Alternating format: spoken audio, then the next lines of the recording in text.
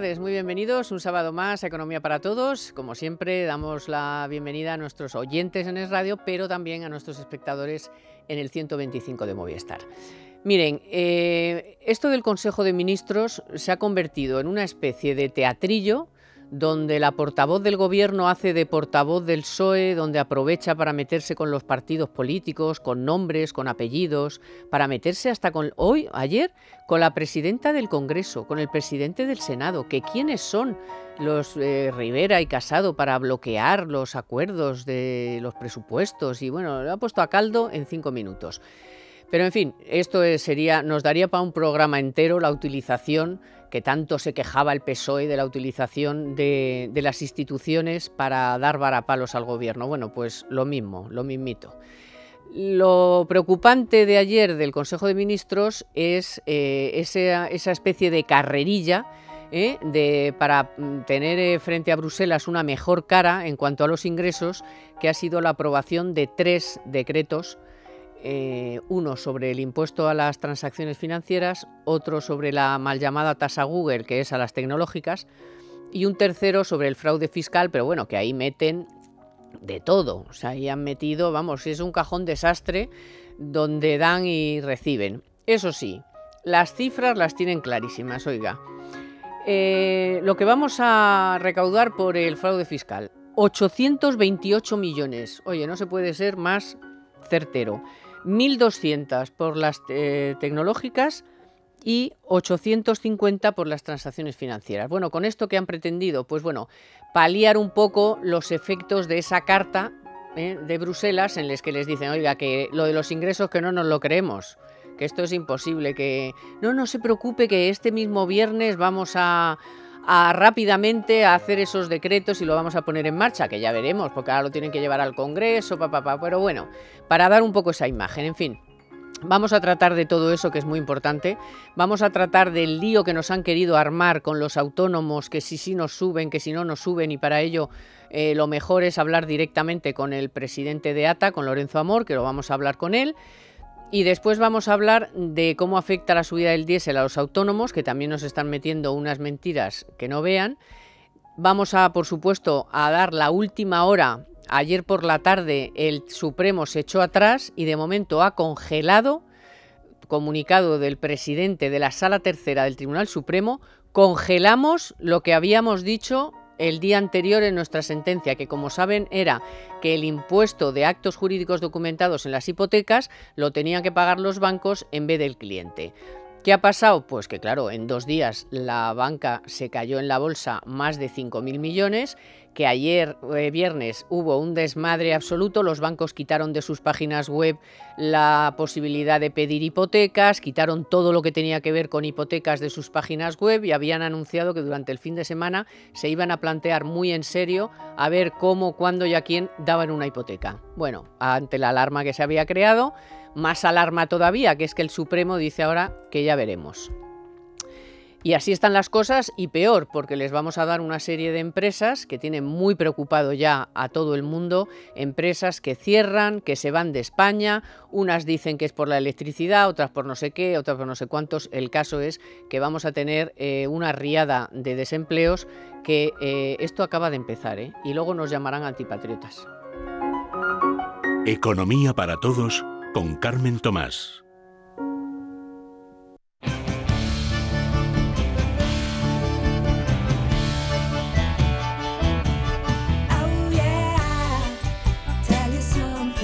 Pocos tascas, pues he traído 4 manos más, que son las de Antonio Sancho, muy buenas tardes, y las de Fernando Acheval, que tienen también unas ganas de hablar y de dar zascas, porque es que a este gobierno, de verdad, a mí me gustaría que hicieran algo por lo que no pudiéramos, o no dijéramos, oye, esto que han hecho o que han dicho, y qué bien lo han dicho, que esto ya es otro tema, vamos a aplaudir. Es imposible, es que es imposible, cada día es una nueva. En esta ocasión vamos a empezar por el último asunto, que fue ayer Consejo de Ministros, deprisa y corriendo ante la carta esta de Bruselas, que le quitaron importancia. Dicen, bueno, esos son los técnicos que quieren cosas técnicas. Bueno, el caso es que no se creían para nada las previsiones del Gobierno y deprisa y corriendo el Consejo de Ministros aprobó ayer esos 3 decretos leyes que le contaba antes sobre 2 nuevos impuestos y una sobre fraude fiscal, que es como un cajón desastre donde meten de todo y lo que dicen que van a conseguir 823 millones, que dices, oye, lo han hecho con los dados, 8, 2, 3, pues venga. Luego el siguiente, 1, 2, 0, 0, que da igual, si es que además mintiendo, porque dicen, no, Montoro había dicho que iba a recaudar 1.500, mentira, Montoro preveía 600. Luego, somos los primeros de España, mentira, también lo tiene Francia. Bueno, en fin, vamos al grano, ¿qué es lo que importa? Está claro que esto lo han hecho deprisa y corriendo antes de que Bruselas publicara la carta y se viera claramente que no se lo creen en Bruselas los ingresos y han dicho, no, que ya lo tenemos aprobado y que sí, que esto, como lo tenemos aprobado, ya lo vamos a recaudar y ya verás como estos 2.000 y pico millones van a estar en las cuentas, ¿no? Algo así más o menos. Fíjate, Fernando, tú que yo porque he estás estado en la vorágine de esta semana presupuestaria, fíjate, que se fijen los oyentes y espectadores el timing de las decisiones. Bruselas, se filtra en parte que Bruselas nos va a reprender, que nos va a leer la cartilla. Entonces rápidamente Moncloa, no Hacienda, decide filtrar, adelantar estos 3 reales decretos, que son anteproyectos, es decir, que son planes a largo plazo o a medio plazo al menos. Decide filtrar que este viernes, lo hace el jueves, que este viernes en Consejo de Ministros se aprobarán. Hacienda no tenía ni idea de que esto se iba a adelantar. Probablemente la ministra sí, pero el equipo pues se le notaba que no tenía ni idea. Entonces fue un jueves bastante nerviosismo. Por tanto, decisión de Moncloa unilateral de adelantar estos 3 anteproyectos de ley. Cálculos, pues los cálculos ellos dicen que los tienen muy bien hechos, pero yo no me creo en los cálculos y en mi periódico hemos publicado, en la información hemos publicado noticias diciendo que los cálculos no son reales. Y luego efectivos, bueno, pues como bien comentabas, Carmen, el impuesto a las tecnológicas. Recuerdo que en Suecia se puso y hubo un efecto deslocalización de muchas empresas que se fueron del país y dejaron por este tema de pagar allí. El IRPF se puso en Francia, las rentas muy altas, y pasó lo mismo, hubo una fuga de grandes capitales. Es decir, los cálculos están hechos tal y como está a día de hoy la economía. Probablemente esto no sea así en el próximo año. Y suponiendo que ningún agente económico, llamando agente económico personas, empresas, inversores, se queden mirando a las batuecas esperando a que les venga el palo. Dice, oiga, vamos a ver, yo voy a tomar, usted toma sus decisiones, pues yo voy a tomar las mías. Y las mías son que ayer el bono a 10 años se puso al 1,8, la prima subió a 140, después se relajó un poquillo, pero llegó a tocar 141, que es el máximo de no sé cuántos meses, y esa es la alerta. Pero es que esta gente está al margen de la realidad. Estos improvisan, esto es como si fuera una reunión de niños, porque no son serios, no hacen cálculos, y dicen, bueno, pues vamos a ver qué hacemos hoy. Oye, que ha venido el profesor y que nos ha dicho que nos va a castigar, ¿no? Y entonces vamos a portarnos bien estos 10 minutos antes de que nos vea el profesor y nos castigue de verdad. Pues es más o menos lo mismo. Es lo que decía antes muy bien Fernando, perdón. Es lo que decía Fernando, que no se puede improvisar así, de esa manera. O sea, no podemos tener un gobierno que nos esté diciendo una cosa y la contraria, sin cálculos, sin haber hecho ni un número tampoco de cuál va a ser la recaudación real. O sea, esto no es serio. Entonces yo creo que nos merecemos otra cosa. Fijároslo, ahora seguimos, pero quiero que escuchéis a la ministra Calviño, que era nuestra gran esperanza blanca, que yo no digo que no, es súper lista y lo hará muy bien, pero está metida en un gobierno y al final se te pegan las cosas irremediablemente, algo se te pega, porque si no, una ministra de Economía que viene de Europa no puede decir estas cosas. La ministra Calviño, escúchenla. Es muy importante tener clara la realidad y, sobre todo, es muy importante darse cuenta de que con los números no se juega, con la credibilidad de España no se juega con la credibilidad de nuestro país, que, debo decir, está muy alta. Claro, se ríe todo el mundo que está ahí porque es que dices, pero ¿qué me estás contando de que los números no se juega? Pero si estáis jugando todos los días. Es una Sí, improvisación, a ver, ¿no? 828 millones, pero ¿de dónde ha ¿De dónde salido ha salido esto? eso? ¿Qué cálculo es este? ¿Quién ha hecho este cálculo? Mira, los propios inspectores de Hacienda que están reunidos en Congreso han dicho que es una locura, que va a dañar a la economía española. Los inspectores de Hacienda, no nosotros, ni los antipatriotas, ni Casado, ni Rivera. Es malo para la economía y va a ser una subida en cascada y que es una locura hacerlo al margen de la Unión Europea, que por supuesto se va a recaudar 1.200 millones, pero ni de broma, o sea, se va a recaudar en España el 25% de todo lo que prevé la Unión Europea que se podría recaudar en el caso de que la Unión Europea pusiera este impuesto. ¿Estamos locos o qué? Teniendo en cuenta que su partido pues está metido hasta el cuello en las ciénagas de corrupción en Andalucía y tal, pues probablemente han hecho el cálculo de qué cantidad de dinero podría salir y entonces sí, entonces el 25% por lo menos va a salir de España. Pero bueno, es que no es serio, ¿no? Hacen los cálculos como les da. Ya, pero aquí la cuestión es que siendo poco serio con esto, el problema es que estamos en un momento de desaceleración, que estamos en un momento en el que hay ya muchas empresas, luego lo vamos a ver en detalle, pues que ya están alertando de pérdida de empleo en el sector del automóvil, en el sector cementero, en el sector del aluminio, en muchos sectores, que los empresarios están diciendo que esto es un palo que no vamos a poder superar y que nos va a costar mucho contratar gente si no tendremos que echar. O sea, es que ya no es infantilismo, es que es irresponsabilidad absoluta en un momento como el de ahora.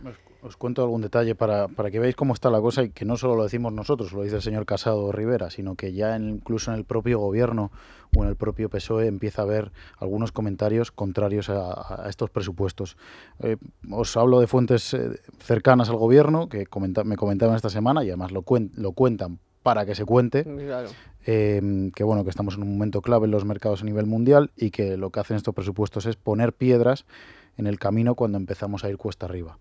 Y me alertaban, y eso también lo hemos publicado en la información, de cantidades de dinero que empiezan a salir ya de España. Es decir, lo que antes era un valor refugio, como era España, porque éramos la locomotora de Europa, se empiezan a ir de España. Yo creo que esa sensación empieza a cundir ya en el gobierno, en el equipo económico de Moncloa también me consta que hay alerta al menos. Economía lo niega, pero sí empieza a haber ese magma y me suena, y ya lo hemos dicho aquí alguna vez, y me recuerda a lo que vivimos con Zapatero, que incluso se llegó a hablar de brotes verdes cuando todo el mundo veía que iba para abajo esto. España, hay que decir que tiene poca culpa de esto, pero estos presupuestos sí contribuyen a que eso vaya más. Esto es como cuando decíamos, bueno, es que Zapatero no tiene la culpa de Lehman Brothers, pero tiene la culpa de no tomar medidas. No darse cuenta y tomar medidas para paliar esos efectos en la medida de lo posible, no echar leña al fuego, que es lo que está haciendo Sánchez con estos presupuestos. Es exactamente lo mismo. Te están alertando y dices, no, yo no tengo la culpa, no, tú no, pero si tomas medidas que incendian, provocan más incendio, pues tendrás más culpa. Claro. Termina tú con el gobierno, porque como él está más en la empresa, vamos a ver por ahí que se cuece. Es evidente que estos presupuestos son el mejor programa electoral o el programa electoral con el que se va a presentar Sánchez a las próximas elecciones. Este es mi programa. Sí, bueno, pero que no juegue con nosotros y con la economía. Luego usted hace su programa que quiera y tal, pero no me lo ponga en marcha ya. Tampoco es el de él, es el de los comunistas. O sea que al final... Pero es él para quitarle los votos a Podemos. Sí, es decir, pero el PSOE Sánchez está podemizado totalmente. Y luego estamos en un momento donde los países de nuestro entorno, es decir, Italia principalmente, está como está, y podíamos aprovechar eso. Es decir, en vez de poner impuestos a las tecnológicas, aprovecha para que se vengan aquí. Pero no, hacemos justo lo contrario. Lo contrario. Italia es un problema muy gordo y España, como Italia le vaya muy mal, España es la primera, va a ser de cabeza detrás. O sea... Sí. Bueno, y tú que estás por el mundo de la empresa, pues... hemos oído a Garamendi estos días, hemos oído a muchísimos empresarios, Feito, decir, bueno, esto es letal. Lo primero es que no se lo creen. O sea, ya hay un comunicado de la CE diciendo que estos presupuestos no son factibles.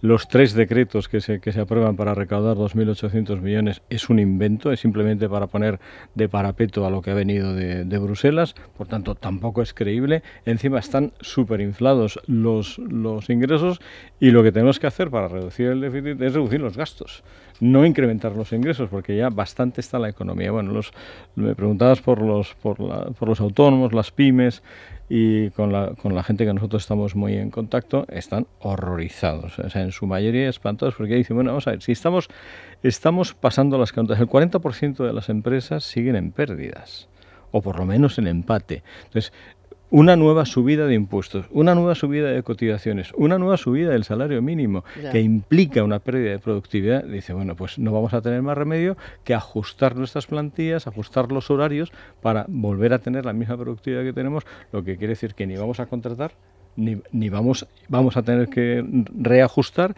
vamos a tener que despedir o vamos a tener que reducir horarios. En cualquier caso, o sea, hay que mantener la productividad, porque una empresa sin productividad cierra. Claro. Esto es algo que esta gente no lo entiende, porque no comprenden el concepto de la productividad, y en las empresas vivimos de la productividad de porque nuestros trabajadores. No han hablado ni con empresarios, ni sí. con sin ni nada. O sea, había un acuerdo de los agentes sociales y se lo han saltado a la torera.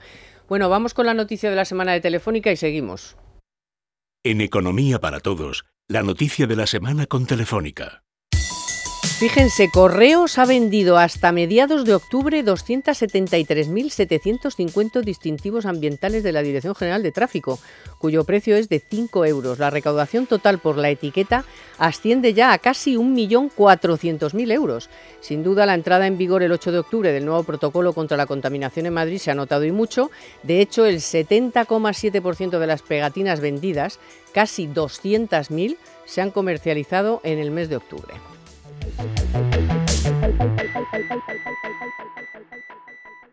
En Economía para Todos, la noticia de la semana con Telefónica.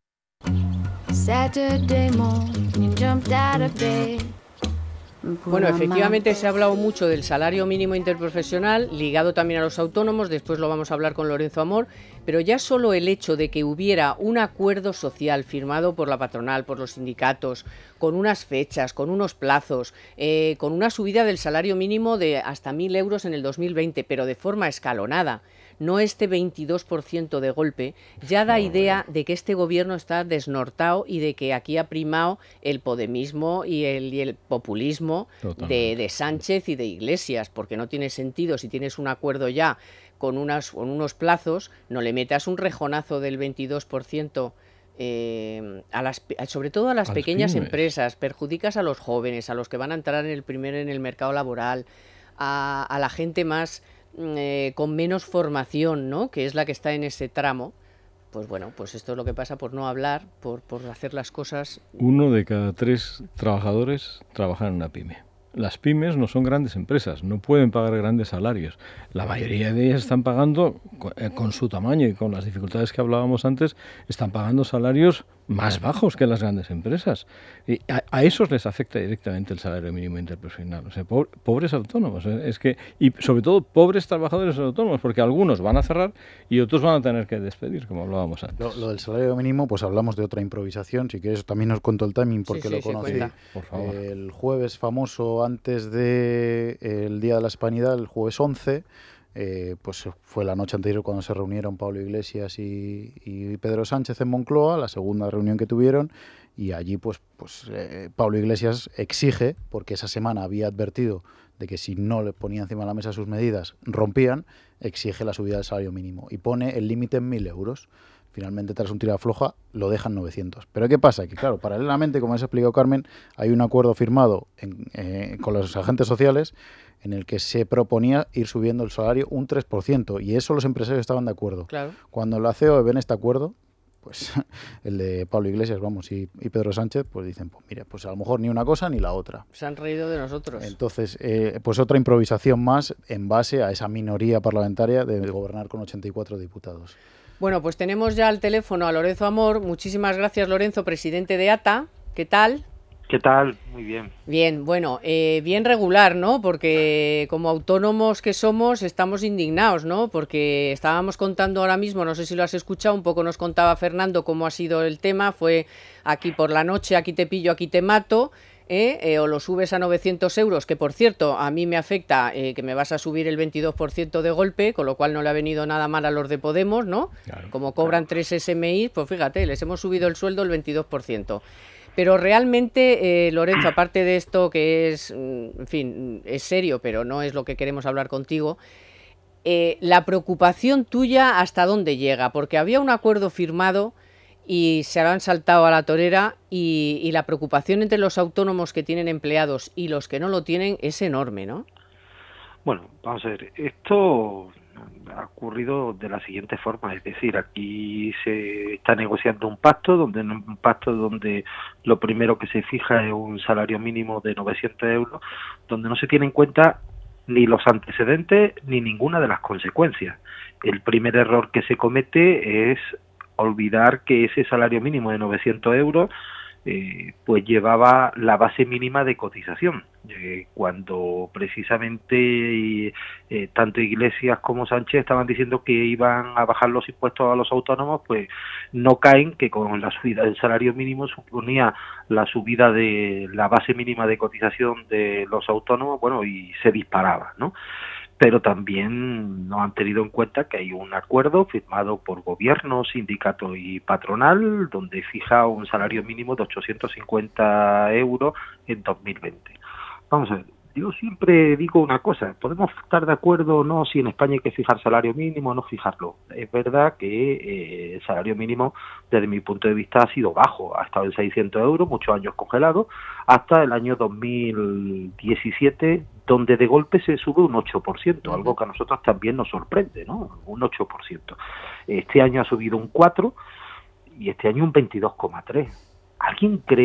¿Alguien cree que algún negocio, alguna actividad, alguna empresa ha crecido en los últimos 3 años un 34,3% como para incrementar los costes laborales un 34,3%?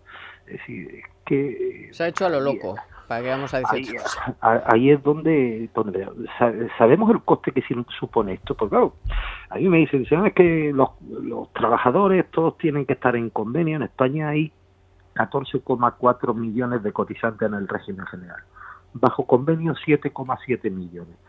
Cuando estamos hablando de gente que está en el salario mínimo, pues son personas que habitualmente pues están en contrato de práctica, de formación, en sectores como pueda ser oficinas y despachos, comercio y bueno, muchísimas actividades. Suelen ser muy empleados por autónomos que generan su primer puesto de trabajo y que empiezan a tener una persona. El problema es que esto va a suponer un incremento de 3.000 euros de coste anual al año. Pero ya no solamente, y vuelvo a incidir en un tema, es que no sube solo el salario mínimo, sube las 11 bases mínimas del régimen general, y una de ellas, por ejemplo, la base mínima del grupo 1, que está, bueno, pues para personas licenciadas. Claro, cuando hablamos de personas licenciadas estamos hablando, por ejemplo, personas que acaban de terminar una carrera de Derecho o que acaban de terminar relaciones laborales y están en un despacho de un graduado social en algún pueblo de nuestro país y está cobrando 1.200 euros. Esta persona el año que viene va a tener que cobrar 1.446. Esto va a suponer para ese graduado social, para ese asesor, ese gestor que tiene esta persona, 4.500 euros de costes adicionales. Vale, vamos, Lorenzo, a seguir el timing. Esto sucede, se alerta de que, oye, que os habéis dado cuenta de que va a subir la cotización mínima y parece que hay ahí una especie de, bueno, pero sí, pero no, pero ¿cómo está ahora mismo ese asunto? Bueno, vamos a ver, el lunes en el Consejo de Ministros, la ministra Calviño dice que la recaudación de Seguridad Social aumentaría en 2.000 millones. Sí. Por la noche a las 9:30, cuando se comunica a los periodistas, ya era 1.500. Sí. El lunes por la tarde ya se quitó la partida de la cotización de autónomos, ¿de acuerdo? Bien, fíjate que... Pero se cambia por lo de ingresos con cotización, que eso afecta a otro grupo. Eso es que todavía el martes hay una reunión en el Ministerio de Trabajo donde el gobierno va a presentar una propuesta que nosotros evidentemente escucharemos con mucha atención y que la veremos. Nosotros hemos presentado una propuesta al gobierno y de esa propuesta no nos vamos a mover. Es decir, esa es la línea roja, ¿no? Pues una propuesta donde las personas que no lleguen a 12.600 euros, que es el salario mínimo establecido para el año que viene, coticen una cuota de 50 euros. Que aquellas personas que estén por debajo de 30.000 euros se quede la base mínima del régimen general, que es el salario mínimo por 14 pagas, que se establezca en cada momento. Y los que estén entre 30 y 40.000 euros, pues tendrán que cotizar pues como una base de 1.200 euros aproximadamente, que se iría esa base en 3 años y de una forma progresiva. Los que estén entre 30 y 40, estarían en esa base, los que estén entre 40 y 60 tendrían que tener una base de cotización que sería aproximadamente 1,5, lo que es la base mínima, unos 1.500 euros, y se llegaría a esa base también progresivamente en 3 años. Y los que estén en más de 60.000 euros, cuando estamos hablando de 60.000 euros, son personas que como mínimo, diferencia entre ingresos y gastos son 5.000 euros al mes, estarían pagando sobre una base que sería de 2.000 euros al mes, pero también hacerlo de una forma progresiva para hacerlo en 3 años. Todo esto tiene que acarrear consigo, evidentemente, una mejora de las prestaciones, es decir, que los autónomos tengan un verdadero paro, y esto iría incluido, que los autónomos tuvieran un verdadero acceso a la formación, que ayer que fue el día de cáncer de mama, hay muchas mujeres con cáncer de mama que desgraciadamente son autónomas y que se le hace seguir cotizando aunque están de baja, por el hecho a lo mejor de no tener que despedir a su trabajador. Bueno, pues esto hay que quitarlo, o sea, no puede ser que tú estés de baja por una enfermedad y como no puedes cesar en la actividad porque tienes un trabajador, tienes que seguir pagando la cuota, eso no hay derecho. Y bueno, pues todas estas cosas tienen que incluirse en cualquier tipo de acuerdo, pero también advierto una cosa, si conocemos los datos de rendimientos netos de los autónomos, diríamos que habrá unos 500.000, entre 500 y 600.000 autónomos que van a pagar 50 euros porque no llegan a esos 12.600. Estaríamos hablando de en torno a 1 millón de autónomos que quedarían igual prácticamente y otros 500.000 autónomos que tendrían que pagar más. ¿Cuántos hay en los más de 60.000 euros, que serían prácticamente los que pagarían a día de hoy el doble? Unos 157.000.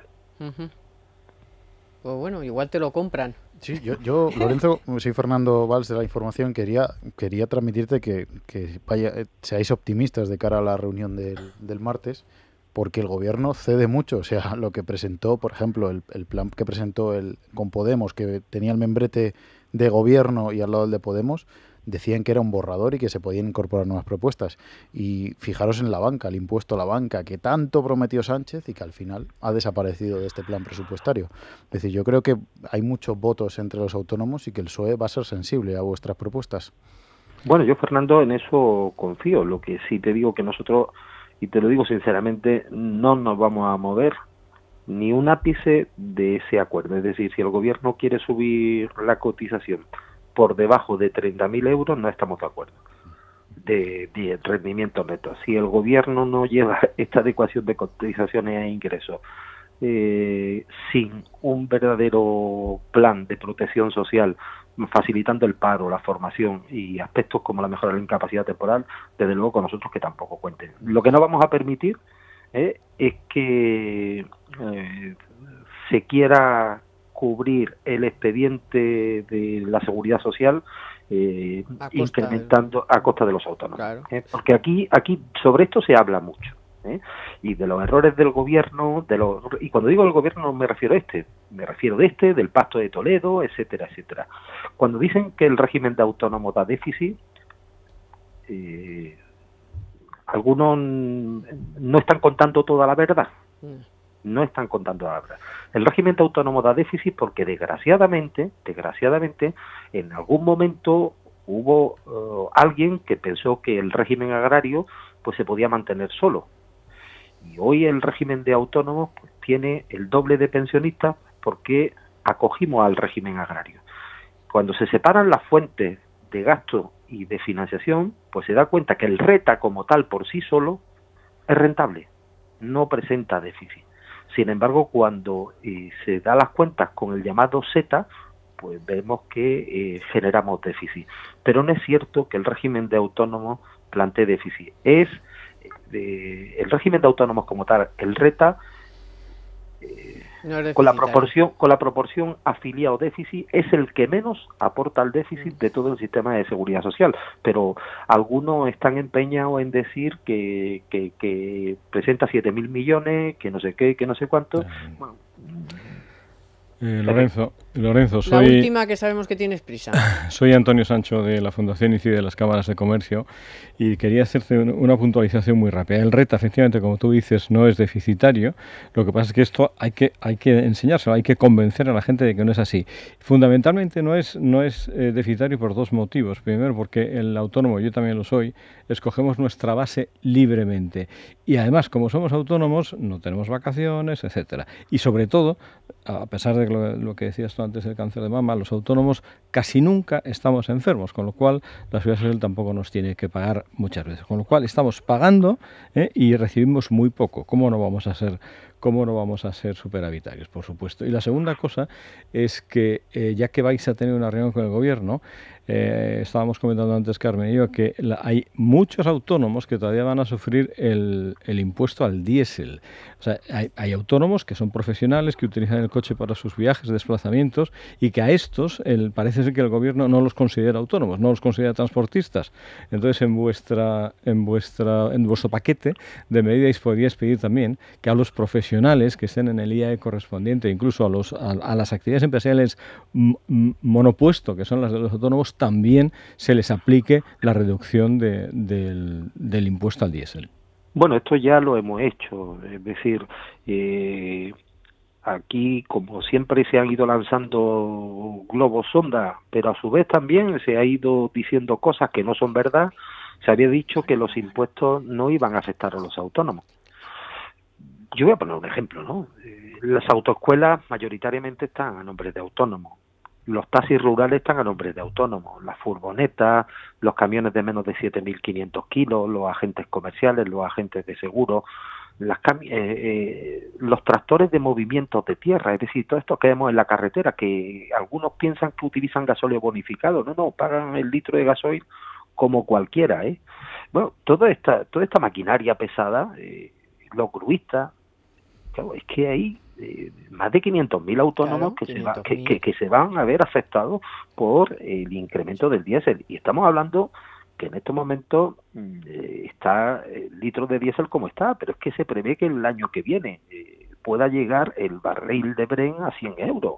Y eso, como se traslade al precio del carburante, ya no solamente nos quejamos de la luz, es que vamos a tener también el incremento del diésel. Esto es lo que decía yo, subir un 22,3% los costes salariales, teniendo en cuenta cómo está el comercio, cómo está el turismo, al precio que pagamos la energía, el carburante. Bueno, oiga, qué fácil es tirar con pólvora ajena, porque si desde luego tuvieran ellos que contratar... Sí. ¿Podemos decir, Lorenzo, que aparte de esas otras medidas que vas a llevar, vas a hablar también de esos 500.000 autónomos que van a quedar dentro del diésel? La reunión es en trabajo y, bueno, aunque no es oficial, el día 29 de octubre estoy con Agencia Tributaria y evidentemente ya lo planteamos en su día, pero lo vamos a replantear nuevamente. Pues ya nos contarás que si hemos sacado algo en claro de todas esas reuniones. Muchísimas gracias, Lorenzo. Que tengas buen fin de semana. Lo que queda, que todavía es mucho. Adiós, gracias. Ahora dormir bien te costará menos con Hipercor y El Corte Inglés. Con un 40% de descuento en una selección de colchones de Aspol, Flex, Picolín y Relax. Y podrás pagar cómodamente hasta en 12 meses. Habla con nuestros especialistas en descanso. En Hipercor y El Corte Inglés, solo hasta el 31 de octubre. En Hipercor, solo durante este fin de semana te damos el 40% del importe de todos los juguetes que compres, en un vale regalo para gastarte en posteriores compras iguales o superiores a 40 euros a partir del 22 de noviembre y hasta el 16 de diciembre. Una gran ocasión que no puedes dejar escapar, solo durante este fin de semana en Hipercor. Consulta condiciones de la promoción en tu centro.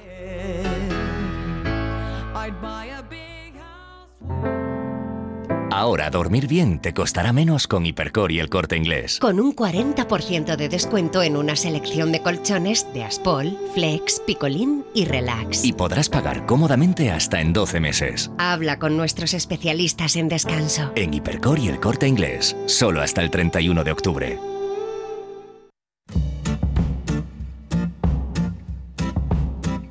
En Es Radio, Economía para Todos, con Carmen Tomás.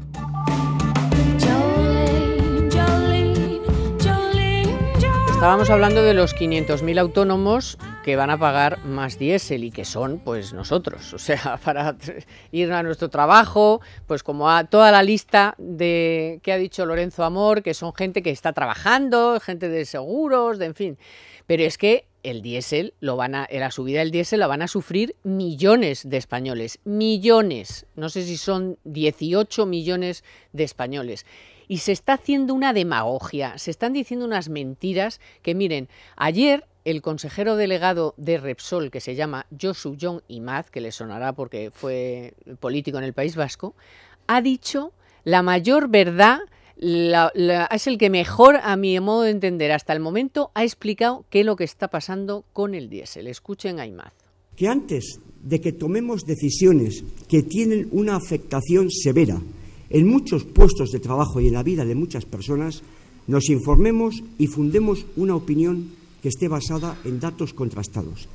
Determinados debates sobre el diésel fundamentados en ideología y en ningún caso en el rigor técnico han tenido ya consecuencias en los empleos industriales en España. O sea, verde y con asas, que sí. Decían en... todas estas tontadas de que si el diésel es malísimo, que si todo el diésel es malísimo... No. O sea, no, son los coches antiguos, eso sí, pero no más que la gasolina tampoco. Entonces, hagamos un debate en serio, que es lo que no se ha hecho, hay que recaudar, venga, 650 millones que nos hacen falta, ¿para qué vamos a pensar más? Y este hombre que ha dicho, cuidado, que con estos debates ideológicos y tal, lo que se hace que es perjudicar el empleo, que es lo que nos importa, ¿no? Parece que no. Claro. Bueno, Josu es una persona que efectivamente fue presidente del PNV y era de los más moderados, ahora reconvertido en consejero delegado de Repsol. Tiempo. Pero bueno, yo también pues he descubierto varias mentiras, o al menos promesas que no van a cumplir. Por ejemplo, 3,3 euros nos va a costar al mes la subida del impuesto al diésel. Es mentira. Cualquiera que tenga un depósito sabe que no se va a cumplir eso. ¿No va a afectar a las clases medias? Bueno, pues explíquenme a mí, como yo que me considero clase media, o que soy clase media, no me va a afectar el impuesto al diésel. Por supuesto. No, vamos a ver, es que hay 18 millones de ricos ahora en España, de repente, para el diésel sí que hay 18 millones de ricos. Ojalá hubiera 18 millones. Y lo que más afecta a la marca país, sobre todo, es esta inseguridad jurídica. Es decir, cuando por ejemplo, los concesionarios y las marcas automovilísticas ahora tienen unos coches diésel que se los están comiendo porque nadie los compra. Es decir, esa inseguridad jurídica que creamos con decisiones no consensuadas, pues es lo que pasa en España. Y en el origen tenemos a Foren Almusafes pasando las canutas, tenemos a Sánchez a Renault, a Seat en la cara. O sea, ahora mismo están las empresas que se producen, como hemos dicho más de una vez, más del 80% de los vehículos que se producen en España, que muchos se consumen en el interior, pero otros muchos van a exportación, pero eso está completamente paralizado.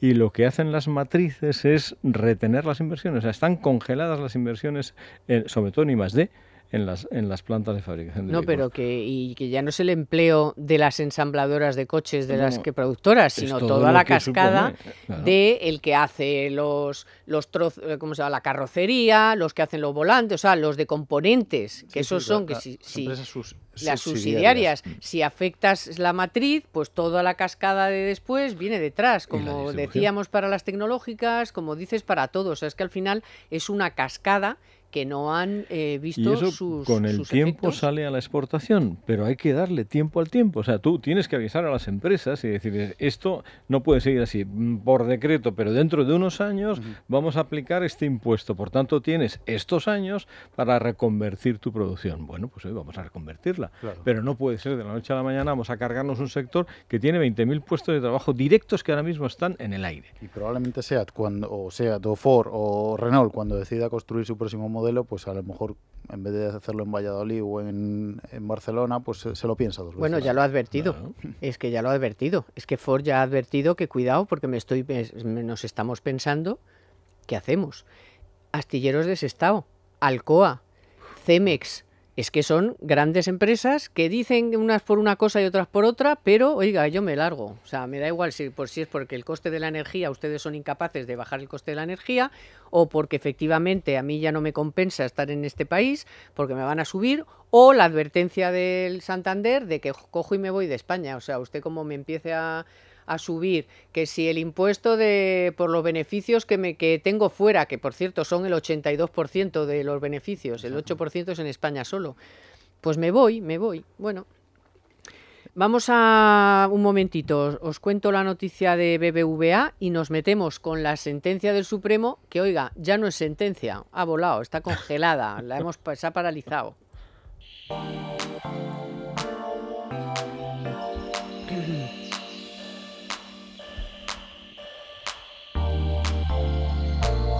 Pues por segundo año consecutivo, BBVA lidera el ranking mundial en banca móvil.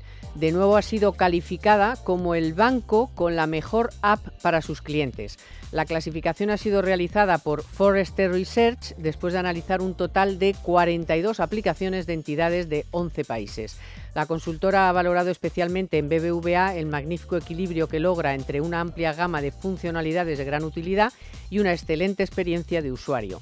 A finales de junio, fíjense, los usuarios del canal digital de BBVA alcanzaban los 25 millones y 4,6 de esos 25 millones en España. Teo, ¿tienes que ensayar a la hora de la siesta? Mañana tengo examen. Esta habitación se nos queda pequeña para tanto talento. Si estás pensando cambiar de casa, es el momento de hacerlo, porque con el precio de la hipoteca BBVA sin comisión de apertura, te costará menos decidirte. Consulta condiciones en nuestras oficinas o en bbva.es. BBVA, creando oportunidades.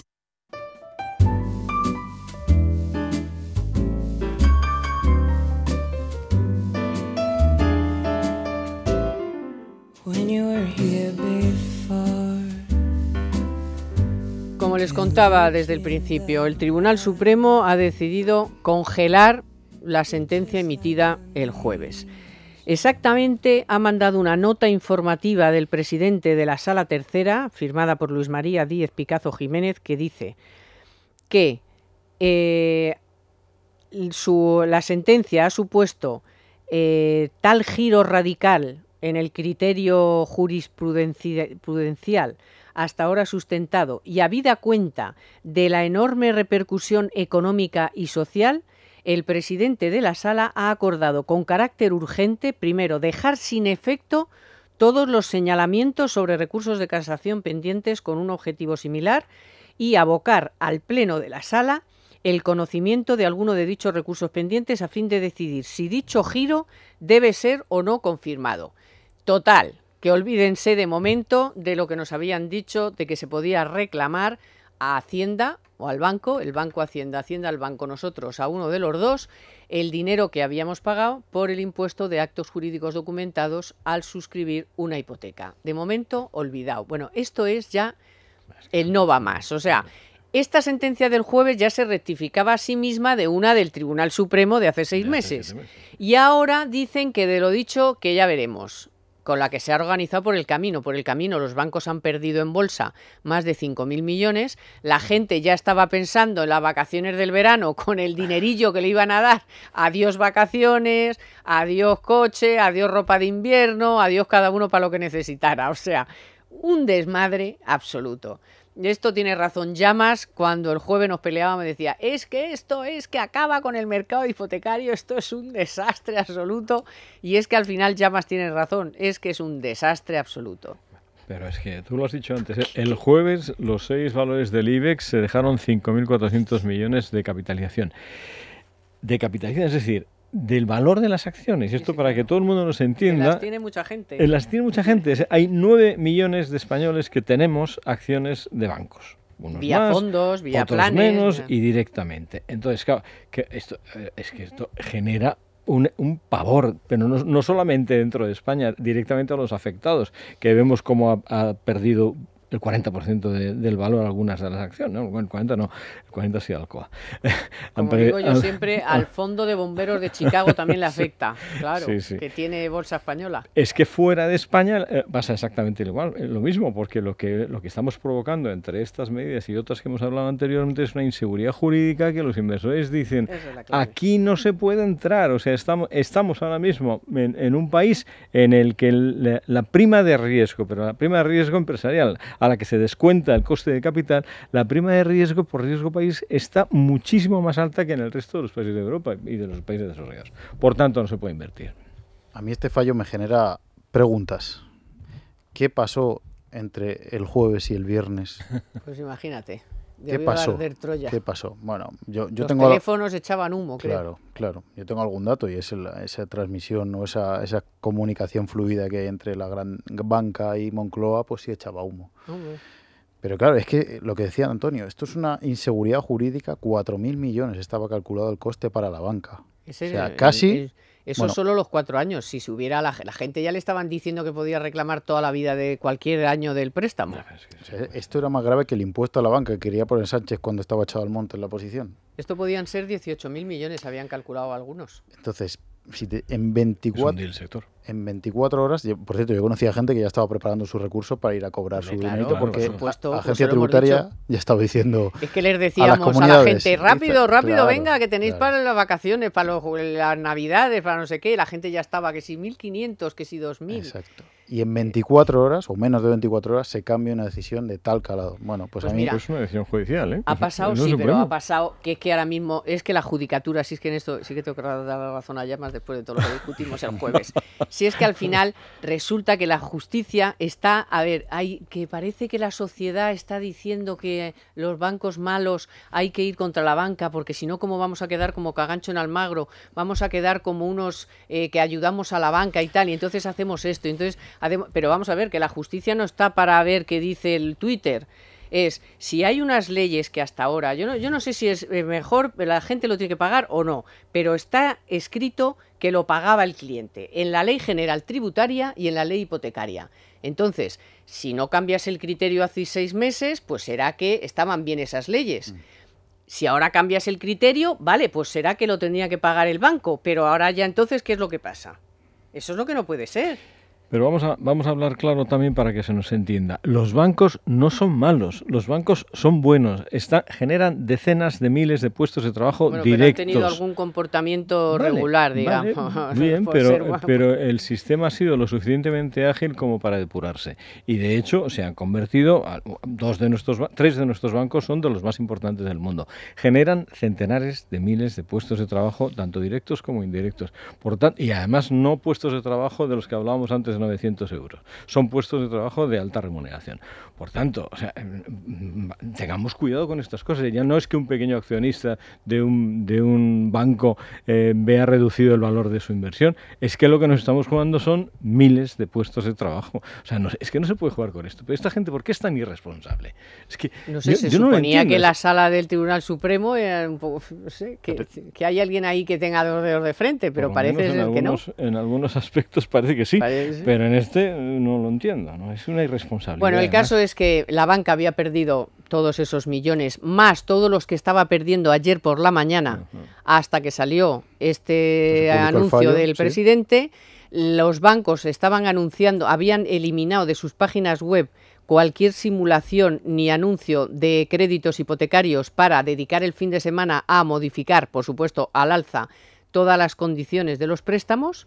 Y claro, saltó la alarma y la liebre, y entonces sale esta nota del presidente del tribunal, de esta sala, diciendo que no. Pero es que esa es la secuencia, o sea, pérdidas millonarias, la gente ya haciendo sus cuentas, Hacienda también, cuidado, porque a todo esto, aunque luego Hacienda o las comunidades autónomas le vayan a reclamar ese dinero al banco, el banco, claro, no se lo va a dar inmediatamente.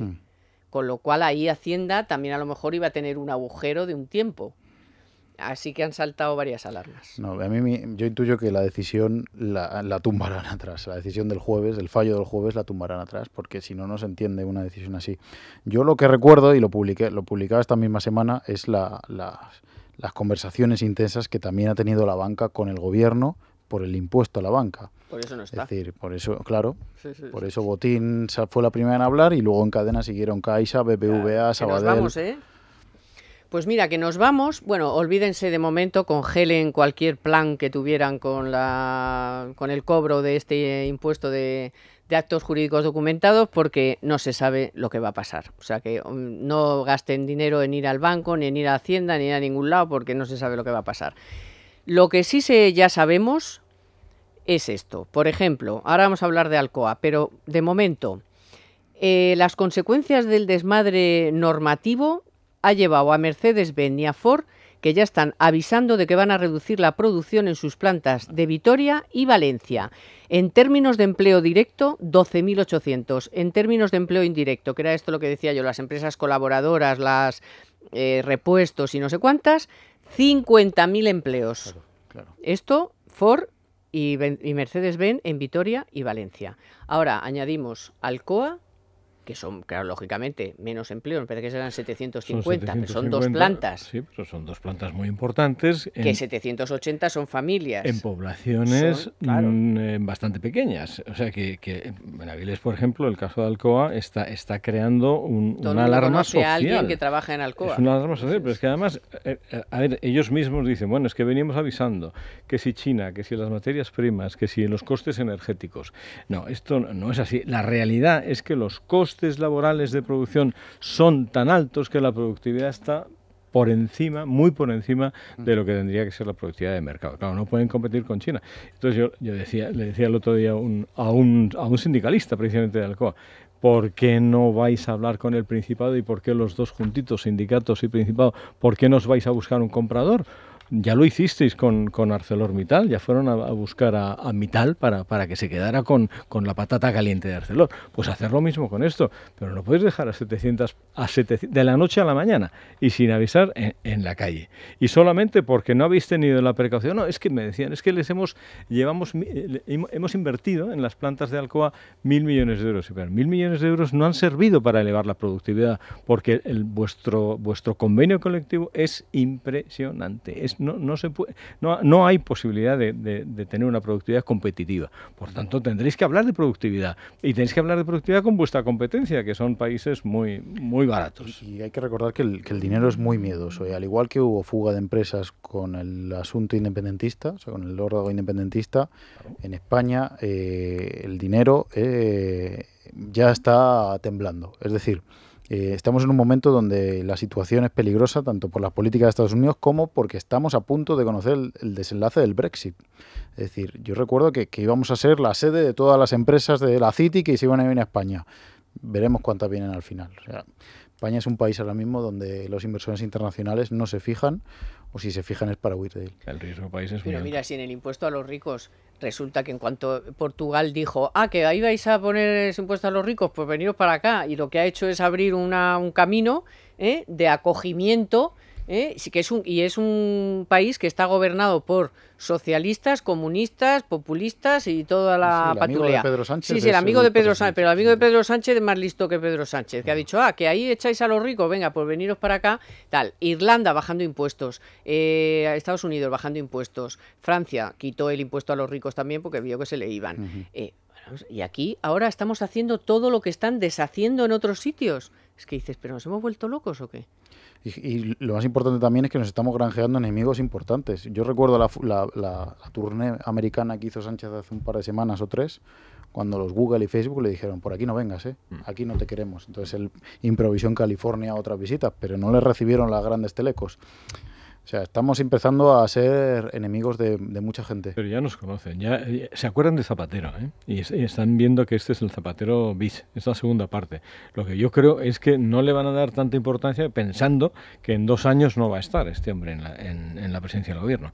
Pero lo tiene clarísimo, o sea, ya pasó con Zapatero, ya pasó... Es que un país se destroza en unos meses, o sea, pero vamos, así de claro. Sí, pero mientras tanto ellos no le reciben o eliminan las inversiones en España. Por supuesto. Ya lo han dicho, lo ha dicho Amazon, lo ha dicho Microsoft, Google, Facebook, IBM, Hewlett Packard. Sí hay tasa tasa tecnológica, sí. El 3%, congelamos las inversiones y lo que vamos a hacer es llevarnos las sedes pues al país al lado, a Portugal, por ejemplo, o a Marruecos. O donde sea. Madre mía.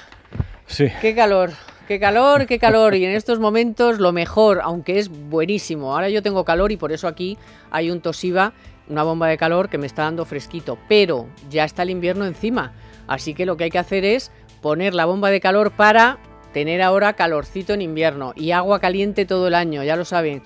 Ponen en su navegador, quiero un Toshiba, y ¿qué hacen? Pues les mandan a un especialista que le miran su casa, su empresa también. ¿Para qué? Para ahorrar en energía, para estar calentitos en casa y con agua caliente todo el año. Así que ya saben, ¿qué quiere todo el mundo? Un Toshiba, quiero un Toshiba.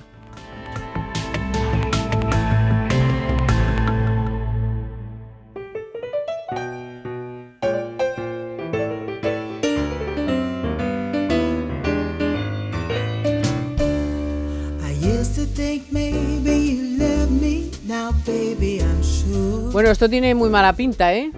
Muy mala pinta, se está poniendo muy feo. Ayer también escuché, no he podido contrastarlo, pero escuché algo sobre astilleros de Sestao. En fin, y en Andalucía, que ha sido esta semana un poco pim pam pum de algunas cuestiones, el campo de Gibraltar, el 70% de los jóvenes están en paro. Y alguien va a hacer algo en algún momento, en vez de echar a las tecnológicas, convertir, por ejemplo, a Andalucía, que todo el mundo dice, no digas chorradas. Digo, no, chorradas. España podría ser el Silicon Valley de Europa. Y encima las estamos echando a las tecnológicas. O sea, ¿pero qué es esto? No te has olvidado de Cemex, te has olvidado Cemex, dos fábricas también. Te has olvidado del problema Cemex lo dije antes, del problema que pasa con Día, que eso es distribución directa, eso le llega al consumidor. Bueno, pero Día está trapicheando para quedársela por 2 euros. El Friedman, que es un sinvergüenza. Por eso, lo que está es hundiendo la acción para comprarla por 2 perras. Yo todavía tengo a lo mejor llamarme ingenuo, pero tengo serias sospechas de que los presupuestos no van a salir adelante. Ojalá. Es que los independentistas no se van aunque ya hay división entre ellos, pero yo creo que el bloque duro no se va a bajar del carro, y si no se pone a los exdirigentes en prisión en la calle, no van a aprobar los presupuestos. Bueno, antes de eso la mesa del Congreso, gracias a Rivera y al Casado, lo van a intentar frenar. O sea, es que a lo mejor no llega ni al debate de totalidad. Pero ya no por el núcleo duro, sino porque habrá alguien ahí que tenga 2 dedos de frente y diga, bueno, es que yo soy autónomo también y esto me perjudica, o tengo la fabriqueta que decían, ¿no? Yo creo que están en otra película. Están en otra película, Sí, pero no todos. Sí, pero los no que puede tienen, ser que pero estén los todos. Dirigentes sí, los dirigentes sí. Ya, es una pena, pero no están. Si tienen el Parlamento cerrado, si no hacen una ley que ayude a los ciudadanos desde hace 5 años o 6. Antes Fernando nos decía que en el propio Partido Socialista y en el Gobierno ya hay división de opiniones, ¿no? Pues debe haberlas también entre los nacionalistas, los que no son tan radicales, ¿no? Y por cierto, hablando otra vez de las tecnológicas, el problema que tenemos es que nosotros siempre vamos un poquito por detrás en la digitalización de las compañías, no como Alemania, que se opone precisamente para poder digitalizar a sus pymes y a su industria, ¿no? Nosotros vamos un poquito por detrás. Bueno, pues además de que vamos un poquito por detrás, la única ventaja competitiva que tenemos, que es precisamente la digitalización, nos la cargamos con la tasa. O sea, es que de verdad, por favor, fuera irresponsables del gobierno, porque no podemos seguir así. Que convoque elecciones ya, hombre. Claro. Bueno, Antonio Sancho, Muchas no gracias. lo sé cuándo lo veré en nuestros ojos, pero bueno, eso más tarde, en algún momento. Se retrasará lo que pueda, pero en algún momento. Fernando, muchas gracias. Que sigas ahí tan de cerca y que nos cuentes muchas cosas en la información. Víctor San Román, en los mandos técnicos, y hoy 2 productoras. ¿Para qué una? Hombre, Naya Pertusa y Marta Galindo. Muchísimas gracias por estar ahí, por acompañarnos un sábado más, y el sábado que viene, mejor todavía. Así que pasen un buen fin de semana. Gracias por su confianza. Economía para todos con Carmen Tomás.